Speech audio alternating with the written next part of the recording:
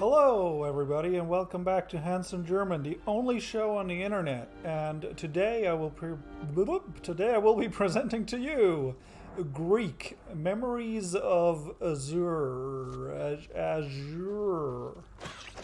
Well, first of all, if your fantasy game takes place in a world that begins with the letter A, you lose 2 points. I don't know what these points, add up to in the end, but you did just lose 2 points. Because every time a game takes place in a fantasy world that begins with the letter A, all I picture is a group of people sitting there and just making mouth noises alphabetically until they find something that they like, and never really commit to going anywhere near the other 25 letters of the alphabet. But that doesn't really matter. I mostly just killed some time, so I had the chance to look at how absolutely beautiful this game right here is.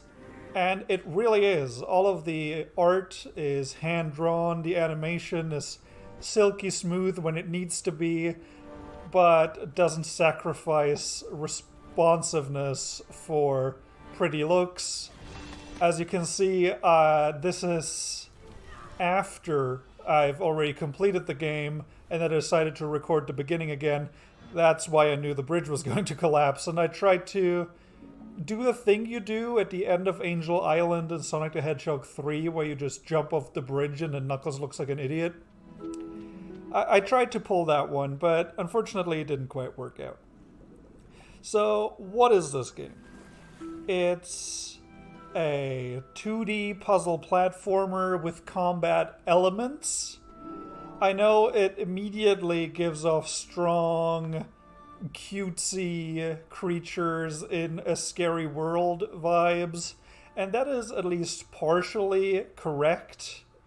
You play as these elf-like little creatures, in this particular game, as 3 siblings. Right now I'm running around as the sister, who is the mage of the group.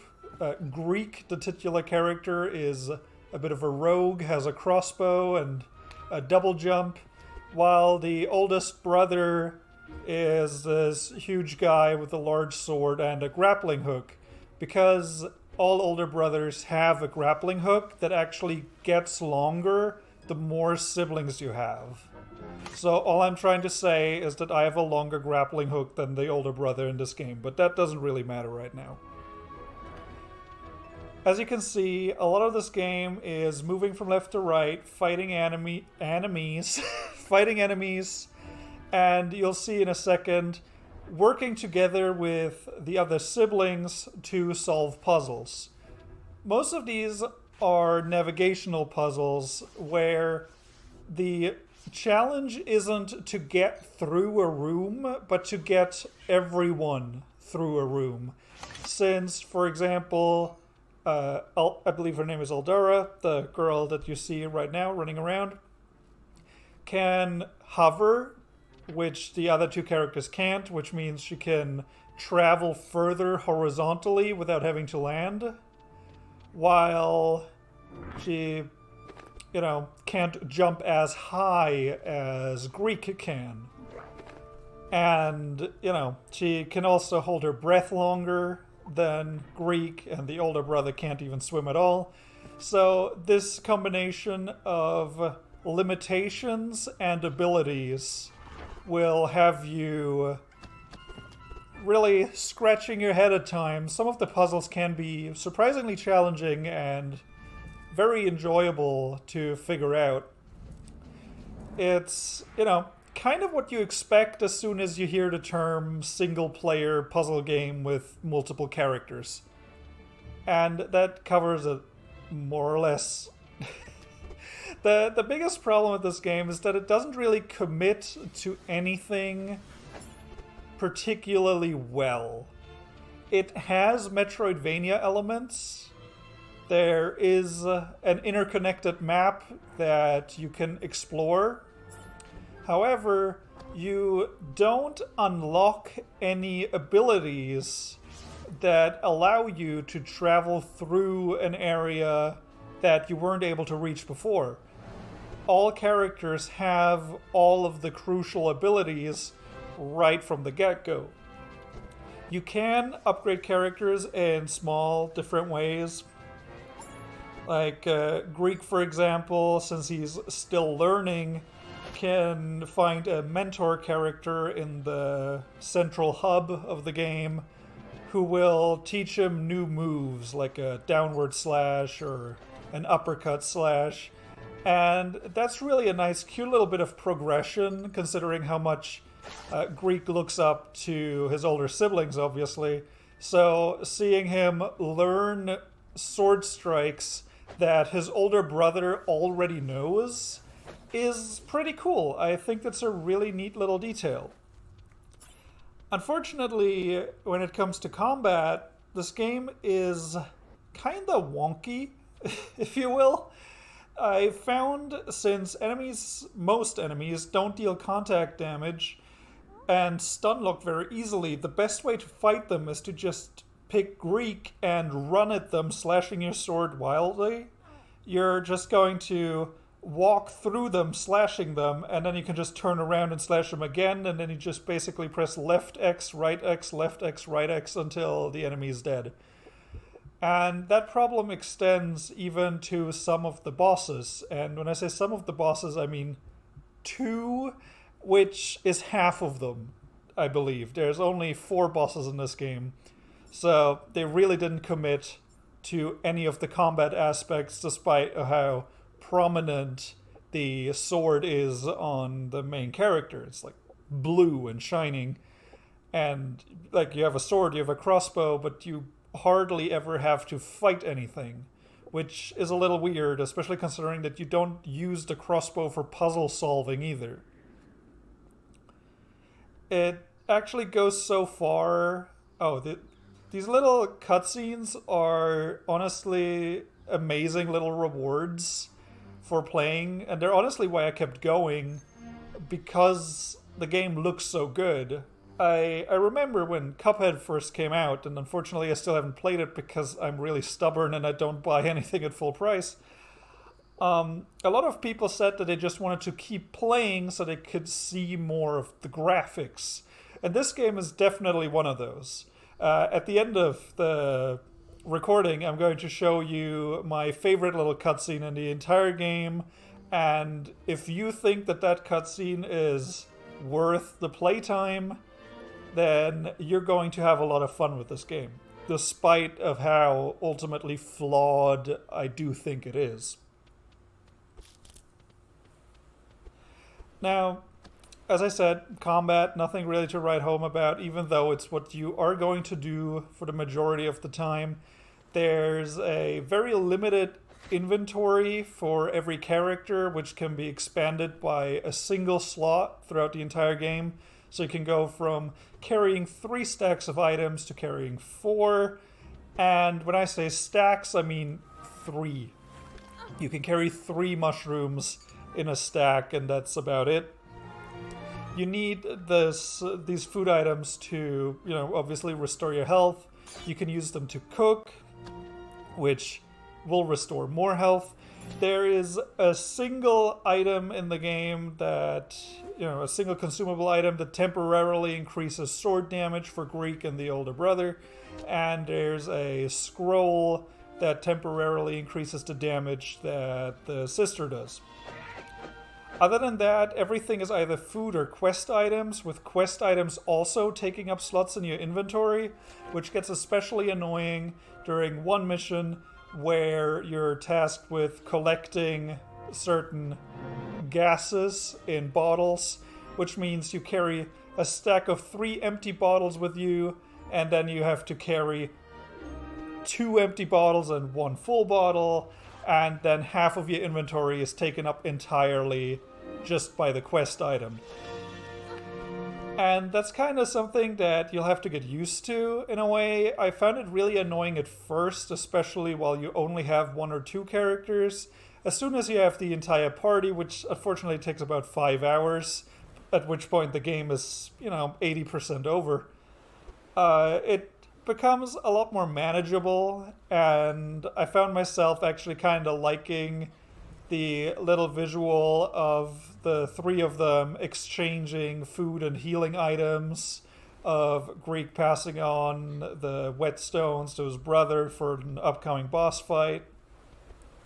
It it was kind of a nice little bit of simulated companionship of them cooperating in just a very minor but very effective way. This particular enemy is incredibly annoying. The first time you see it, you're not going to know this, but it actually splits into 4 or 5 little blobs that damage you when you touch them.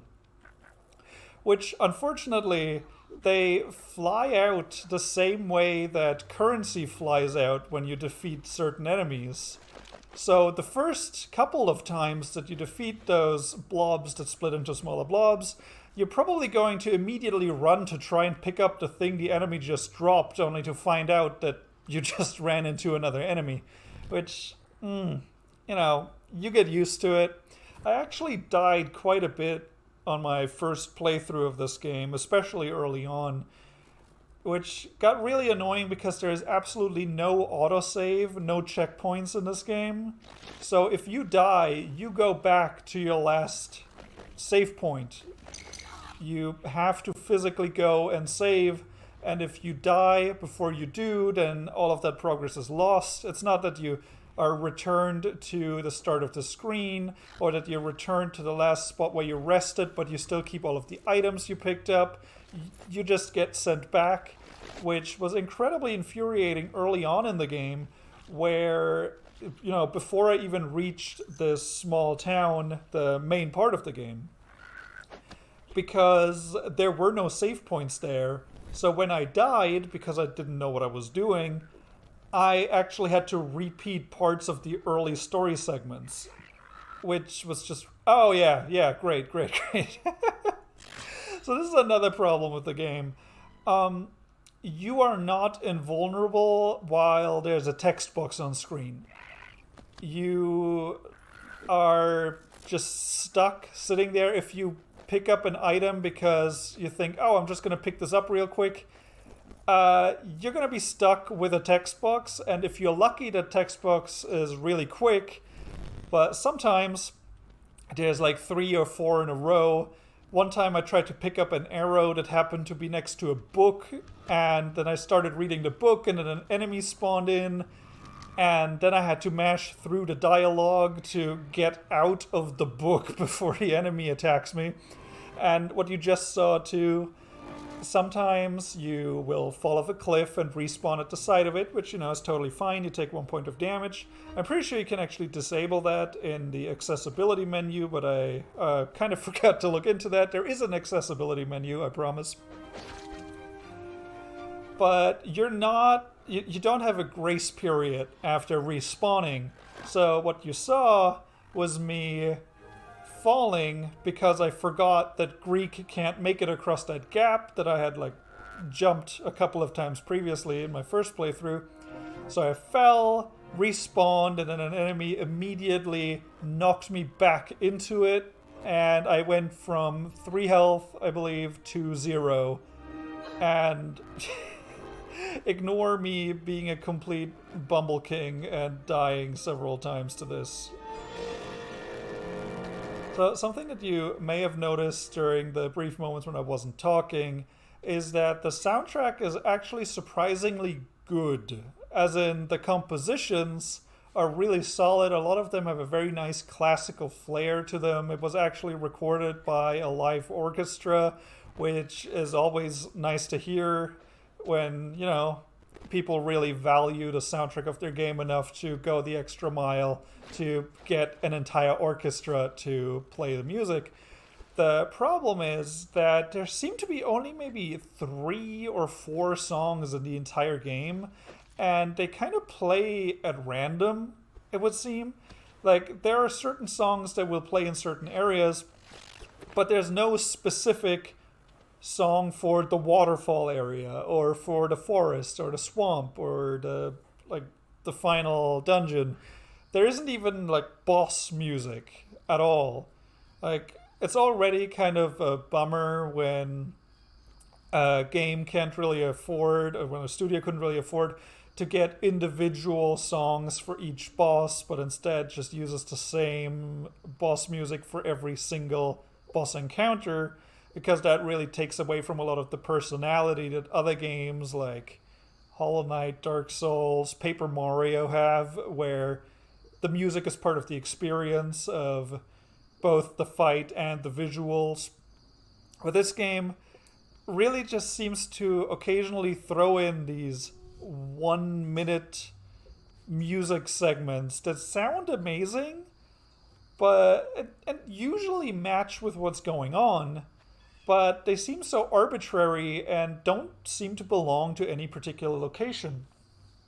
So nowhere in this game I found particularly memorable in terms of the presentation, which is a shame because visually it's absolutely gorgeous. Like, look at this little animation of the, well, you could see it for a second, of the blacksmith hammering away at that crooked sword. It's just very endearing. It has a lot of detail to it. It's very nice and fluid. It's all very punchy too. It's visually so great that the fact that the music is really underwhelming in how it's used is a huge bummer. Now, the puzzles, like I said, all revolve around, okay, it's easy to get two of the siblings there, but how do you get all of them there? So it'll involve a lot of, how do you get around the fact that this brother can't swim? How do you get around the fact that the two younger siblings don't have grappling hooks? How do you get around the fact that every time I move my big fat thighs, the controller signal cuts out? And those puzzles are the main attraction in this game. I don't think any of them really wowed me with how creative or surprising they were, but they're all fairly solid, and none of them made me go, oh, well, what, that was stupid. There's no moon logic puzzles. Everything makes physical sense. It's almost as if you were playing Trine by yourself and it took itself very seriously. Now, the finale of the game, whether you like it or not, is really going to depend on what you expect from a game like this. Because, you know, I recently reviewed Glyph, and Glyph had a final boss. And that was completely bizarre because there was not a single other enemy. Well, okay, there were some enemies in the game, but there was not a single enemy you actually had to fight in the game. And that was really surprising and weird, but it worked because you kind of have to cap off the end of the game with some oomph, with something really new and exciting. And the end of the game consists of one dungeon that does have the most complex puzzle in the entire game in it. It's an entire labyrinth that serves as one singular giant puzzle box. And that was really well designed. And I was able to logically deduce what to do when and which character to move where. And that was very satisfying. But then the game has, you know, another set piece or two, and then it just kind of ends. And it really felt like, you know, in Star Fox Adventures, when you start fighting General Scales, and then he falls over dead. This is what this game kind of feels like. Only there's no plot twist after that. It's, hey, you did the thing, and the end. Now, the final cutscene was absolutely gorgeous, and it was, you know, it was weirdly emotional watching it just because of how gorgeous the art was and the animation was. but I still couldn't help but feel like there should have been more to the end of this game. Now, the developers say it takes about 10 hours to beat this game. With a couple of side quests that I did, it took me 7.5. Which, you know, I'm sure there were a bunch of quests that I completely missed. Like, you know, Leon just completed a fetch quest for a cute little toy mouse that he found. Where'd you get that? Good boy. Most of the quests don't really seem to reward you with anything. There were a number of quests that gave me something to do, and some of them would progress the story, while others wouldn't even be acknowledged. There's a quest to make yourself a bowl of mushroom soup. And you do, and it's not even acknowledged that you did it anywhere. Like, you don't get anything for it. You don't... Nobody says, oh, hey, you made some soup, good for you. I don't know. It's bizarre, because I don't even remember which quests that I did actually mattered at all. And that's really not a good sign for any game, I don't think. If I go through it going, oh, what was the point of that? Now, the last thing we can talk about is this particular boss fight. It shows one of the largest problems with the game that I haven't even touched on yet. And it is the fact that this game likes to cheat in a way. Now, obviously, if a game establishes rules and then follows those rules for the rest of the game, then that's fine. But ever since arrows have been created and humans figured out how to write on walls, arrows have been the definition of going from point A to point B in a straight line. That's what arrows are. But as you can see here, these arrows... they just curve. And it's not just... Leon, calm down. Calm down, buddy. And it's not just that these arrows curve. Let me just skip forward a little bit. Will you just... It's not just that these arrows curve 20 degrees to make up for the fact that it's really hard to calculate. You just saw that. That arrow did a loop-de-loop. If you want your enemies to have homing projectiles, or projectiles that move in circular motions, projectiles that when you roll past them will literally do a 180-degree turn to chase you down, then use a boomerang, use throwing stars, use anything that isn't an arrow. Because it took me so long to get used to the fact that rolling past an arrow still gets me hit, even though I rolled past it. It's so dumb, and it feels so cheap, and it really, to me, just indicates that they had very little faith in their combat encounters, that they thought, oh, this is too easy, let's just give them homing arrows for some reason. And that's just stupid, and it extends to other parts of the game, albeit very rarely. There's a part of the game where there are fire traps. You know how they are. Just little statues of like lions or whatever. And they shoot fireballs every now and again.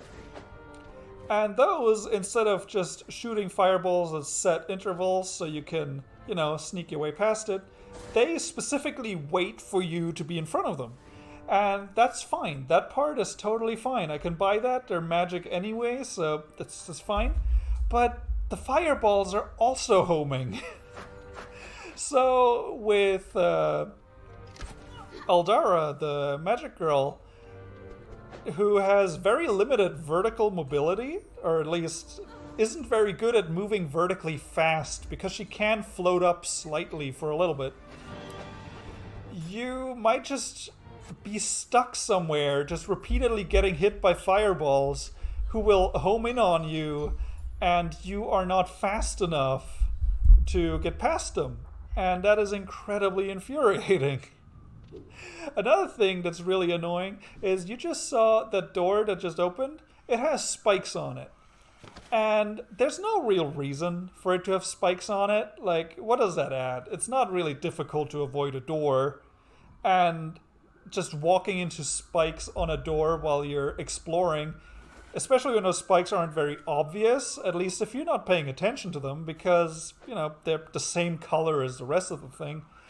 That's whatever. You get hit and you collect, like, you pick up a mushroom and you eat it and then you're fine. Totally fine. But if you're in the middle of combat, say against a boss, and you're running into the corner as far as you can to heal, then just running into that spike door and having it kill you is incredibly stupid and infuriating. And that's just one of those little things, right?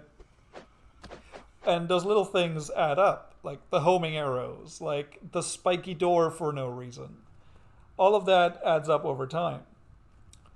Now, as you can see, like, so much of the animation is so incredibly adorable and just fun to look at. I like the little swing mechanic, and it's all, and my controller disconnecting. It's all very sweet and wholesome, and you just really want to see these little guys succeed because, you know, they're adorable, and they really just want to help people survive the horrible, horrible plague that's going on.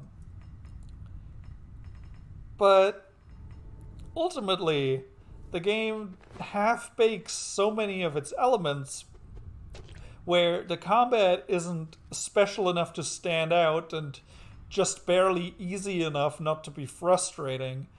And the puzzles are pretty solid, but for most of the game, you don't even have your full party, so the only really deep puzzles that require a lot of coordination between the three characters, which is the entire point, only happens in the last 2 hours of the game. And I got stuck in one part too, so it could have very easily been 6 hours of the game that are, you know, spent in total, and only one of those actually has all of the characters available. And that's just kind of a shame. I definitely feel like the developers wanted to make this game longer. I struggle bus with this one for a second for some reason. But they just ran out of time or money or ideas, and it's really hard to tell. Now, this game is not bad at all. What is there is solid, except for, you know, the combat being a little limp.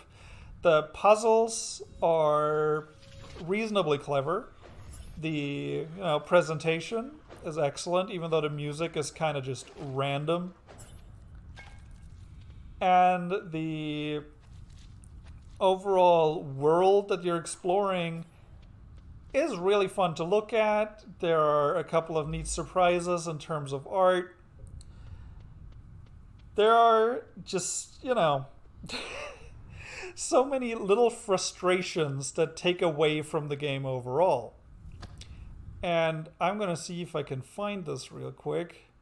There's one moment in particular. So there's a series of trials in the game. And these involve running around and smashing these crystals as quickly as possible to gain a permanent health power-up. And, you know, that's pretty nifty. The problem is, you don't win when the last crystal breaks. You win when the little balls of blue light reach the, you know, thingy, the statue, whatchamacallit, in the middle of the room. And I just lost, even though I smashed all the crystals well ahead of time.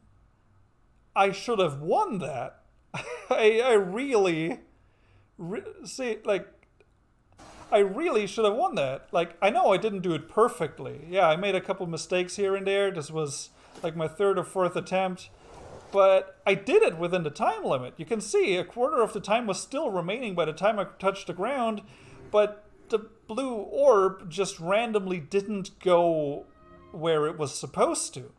And this can also happen with little red orbs, which are health power-ups that you get, well, health pickups that you get from destroying certain items and defeating certain enemies. And the fact that you can just randomly lose what is supposed to be a test of skill is incredibly dumb and incredibly infuriating. And to me, it just shows that the artists involved with this game are a lot more talented than the game designers, which, that sucks because this is a video game and not, a visual novel or whatever. Add on top of that the localization from Spanish into English is fairly sloppy at times. There are moments where characters say, like, "Oh, we'll be back to take care of them," which means, okay, we will go forward now and we'll be back to take care of them. When what they actually said in the original, that is what they said in the original. While in the translation they say, "Oh, we're going to go back right now to help them," even though you're standing in front of them right now.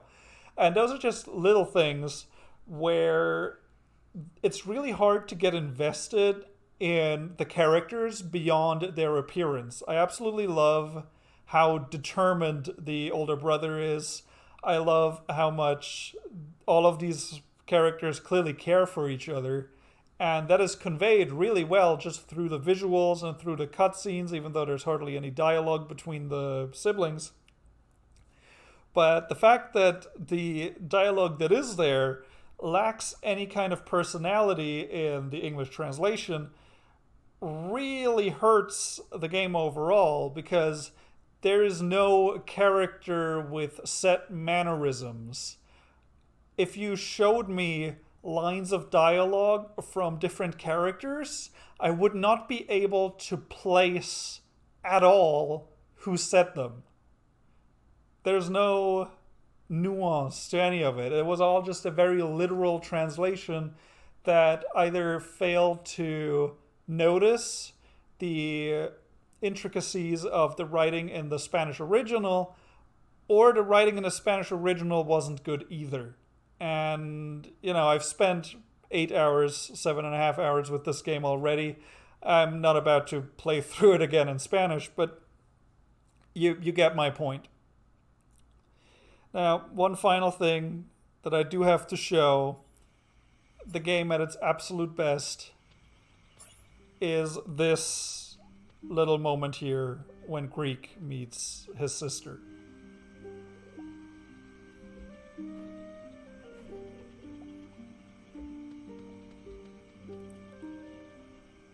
Look at how fucking cute they are. That is so profoundly adorable. The art and how much emotion they can convey just by having their little hands clutch up. I'm sure that's a thing. Just the little detail of the fabric stretching and creasing as they really grab a hold of each other, and like the expressions on their faces, even though their faces are just eyes, it conveys so much wholesomeness that it is what ultimately got me invested enough in the game to keep playing. If moments like this, which there aren't terribly many of, are enough to keep you interested in a game with a few solid puzzles, mediocre combat, and mediocre writing, even though the world building seems totally fine, then you can have a lot of fun with this game. If you looked at this little cutscene and, somehow your heart is made of bricks, then you're probably not going to get anything out of it. With that, I'll thank you very much for watching. Make sure you subscribe if you want to find out more about other games that are happening that some of the larger channels might not even have on their radar. Then, do that. Stick around. I am aiming to hit 64 subscribers by the end of the year. So let's smash that, I guess.